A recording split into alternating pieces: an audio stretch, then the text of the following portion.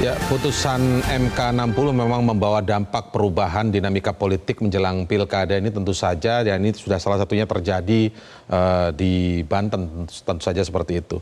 Nah, saya ingin kembali ke Mas Adi Praitno sedikit sebelum saya ke Bang Doli Kurnia. Mas Adi, kita langsung saja bicara bahwa selama ini kita mengetahui ada aura mengontrol partai-partai politik dan diikat dalam suatu koalisi yang membuat partai-partai ini susah bergerak, bahkan untuk kontestasi tingkat pilkada. Kalau mungkin itu pilpres, maklum, karena memang jelaslah pertarungannya nasional.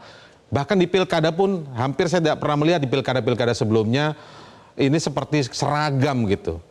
Artinya sekarang Banten ini, dinamika di Banten ini menunjukkan sebuah perlawanan untuk keluar dari ikatan yang berusaha mendominasi di koalisi tertentu.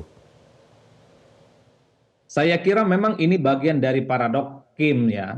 Karena ketika berkomitmen Kim itu solid di berbagai tempat, terutama di wilayah-wilayah strategis, maka ada partai yang diuntungkan dan ada partai yang dirugikan. Misalnya ketika Golkar lebih condong untuk mengusung Airin, tapi atas nama Kim Plus misalnya, atau Kim, maka Golkar kan sebenarnya dipaksa, sempat dipaksa untuk merelakan Airin tidak bisa maju. Ya terbukti surat tugas dan surat perintahnya sempat dicabut sebelum akhirnya diberikan dukungan ulang Ya. untuk bergabung dengan jagoan yang diusung oleh Gerindra Andra Soni. Itu kan konsekuensi dari Kim, Mas. Oleh karena itu, ini yang saya kira belakangan ini Kim Plus setelah putusan dari Mahkamah Konstitusi tentu kemudian menegosiasi ulang bagaimana kepentingan-kepentingan yang ada di Kim ini bisa didistribusikan secara merata.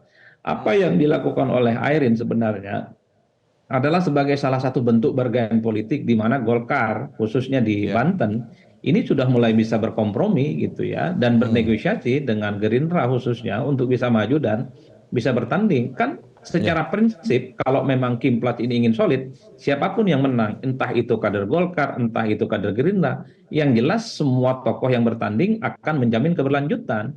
Yang perlu diantisipasi itu munculnya outsider, pihak-pihak yang luar yang tidak ada jaringan komunikasi dengan Kim yang kemudian akan memenangkan pertarungan. Jadi dalam konteks itulah bagi saya upaya-upaya untuk mengonsolidasi satu kekuatan politik atas nama Kim memang cukup merugikan. Dalam hitungan saya memang yang banyak dirugikan adalah kawan-kawan Golkar. Mungkin ini Outsider akan ini siapa momentum maksudnya yang tadi outsider ini? Yang tidak ada di partai politik apapun? ya misalnya seperti PDIP, misalnya seperti Anies kan. Artinya kalau Kim Plus misalnya ingin membangun soliditas di Jakarta wajar mereka solid dan Baik. menyatu karena yang dilawan itu adalah PDIP dan mungkin misalnya ada Anies Baswedan. Jadi butuh kekuatan politik bersama. Tapi kalau di satu wilayah itu tidak ada penantang dari pihak eksternal yang mengancam Oke. kekuatan politik Kim, maka biarkanlah kader-kader Kim itu bertarung sama yang lain. Oke. Di Banten, karena yang bertanding ini sama-sama anggota partai Kim, Golkar dan Gerindra, biarkan saja keduanya ini bersaing Baik. satu sama yang lain. Mau yang menang Andra Soni ataupun Airin, toh keduanya juga adalah orang-orangnya Prabowo Subianto. Kan Oke, begitu jalan baik. ceritanya, Mas. Ini yang saya kira memang kalau atas nama Kim tentu distribusi kekuatan politiknya harus dibagi rata dan jangan sampai ada partai yang diuntungkan secara signifikan dan ada partai politik yang dipaksa untuk Baik. mengalah dan Oke, merelakan Mas kader Adi. terbaiknya tidak bisa maju. Oke. Jelajahi cara baru mendapatkan informasi. Download Metro TV Extend sekarang.